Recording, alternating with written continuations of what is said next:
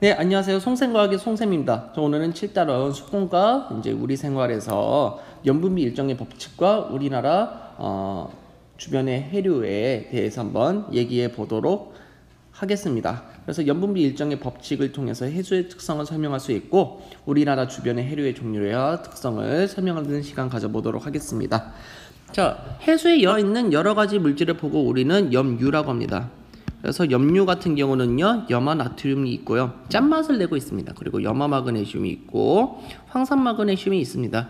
그래서 바닷물 같은 경우는 이런 염화 나트륨하고 염화 마그네슘이 많이 들어있기 때문에 짠맛과 쓴맛이 들어있다고 볼 수 있고요, 짠맛이 더 많이 느껴집니다. 왜냐하면 비율이 가장 많기 때문이죠. 해수를 가열하면은 염류를 분리할 수 있습니다. 그래서 우리가 염전 같은 데서 바닷물을 담았다가 이 바닷물을 날리게 되면은 하얀색 가루가 남게 되는데 요거를 보고 우리는 염류라고 생각하시면 되겠습니다. 자, 해수 1kg에 녹아있는 염류의 양을 보고 우리는 염분이라고 합니다. 그래서 염분의 단위는 PSU를 사용하기도 하고요, 퍼미를 사용하기도 합니다. 그래서 퍼센트에다 동그라미를 하나 더 붙인 건데 첨유원율을 나타내기도 합니다. 전 세계 해수의 평균 염분은 약 35 PSU입니다. 그래서 해수 1kg에는 약 35g의 염류가 이제 세계적으로 이제 평균적으로 녹아 있는 상태라고 보시면 되겠죠. 염분에 영향을 주는 요인이 있는데 총 3가지가 있습니다. 그래서 강수량과 증발량의 차이가 있습니다. 바닷물에 이제 비가 내리는 것보다 증발되는 양이 더 많으면요, 상대적으로 바닷물에 포함된 물의 양이 줄어들게 되겠죠. 그래서 염분이 높아지게 되고요, 상대적으로 비가 더 많이 내리게 되면은 이제 소금기가 없는 물이 더 많이 공급되기 때문에 염분이 낮아지게 됩니다. 그리고 강물 같은 게 만약에 유입이 된다면요, 강물은 이제 짠물이 아니라 이제 짜지 않는 담수로 되어 있잖아요. 이런 담수가 유입이 되게 되면요, 또 염분이 낮아지게 됩니다. 자, 결빙하고 해빙의 뜻을 또 알아봐야 되는데, 결빙 같은 경우는요, 이제 담수의 종류죠. 담수인 빙하가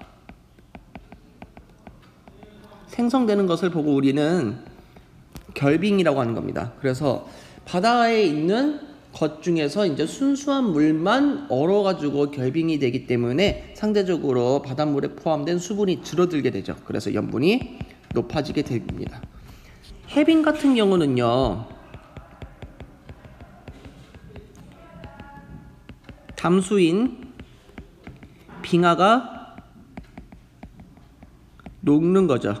이 담수의 빙하가 녹기 때문에 해수가 녹는 것의 염분은 이제 이 녹았던 빙하의 물이 다시 바닷물로 공급되기 때문에 상대적으로 덜 짜지게 되는 거죠. 그래서 염분이 낮아지게 된다는 것을 확인할 수 있습니다. 자, 염분비 일정의 법칙은요, 전 세계 모든 바다의 염분이 달라져도 염분 사이의 비율이 항상 일정하다는 법칙입니다. 그래서 옆에 그림을 보시면은 들어있는 염류의 양은 다를 수 있으나 그 염류를 구성하고 있는 이 비율이 같다는 것을 확인할 수가 있는 거죠. 자, 염분비가 일정하게 유지되는 이유는요, 해수가 오랜 시간에 걸쳐서요, 순환을 하기 때문이죠. 이 순환하게 되면서 골고루 섞이기 때문이라고 생각하시면 됩니다.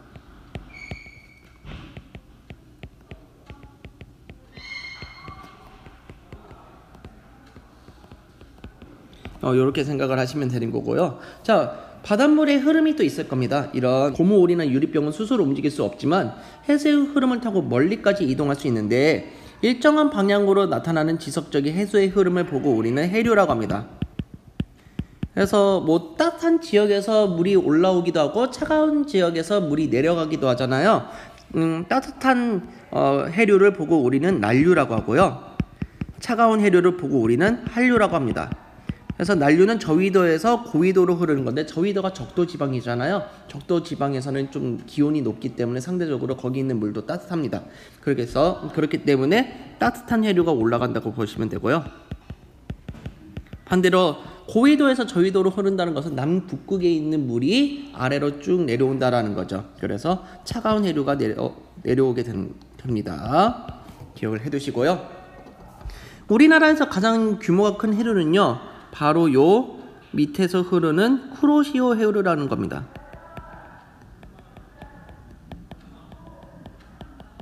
그래서 요 쿠로시오 해류가 대표적이라고 보시면 되고요.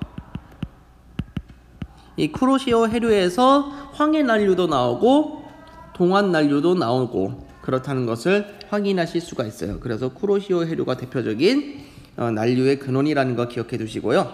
동해는요, 동안난류와 북한난류가 존재하고 있고요. 황해는 황해난류와 서안연안류가 존재하고 있다는 사실 기억해 두시면 됩니다. 그런데 이 동안난류와 북한난류가 만나면서 겹치는 요 지점이 있는데 이걸 보고 우리는 조경수역이라고 합니다. 뭐라고요? 조경수역이요. 그래서 이 조경수역 같은 경우는 영양염료와 플랑크톤이 풍부합니다. 그래서 조경수역에서는 이런 영양염료와 플랑크톤이라는 물고기의 먹이가 많기 때문에 상대적으로 그런 물고기들이 많이 존재하고, 한 가지 더 말씀드리자면은 용존 산소량이 조금 더 많습니다.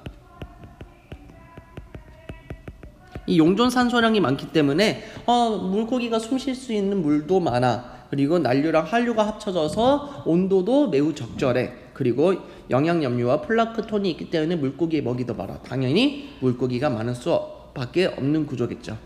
네, 감사했고요. 여러분 오늘 수업 들어주시느라 고생 많았습니다. 화이팅입니다.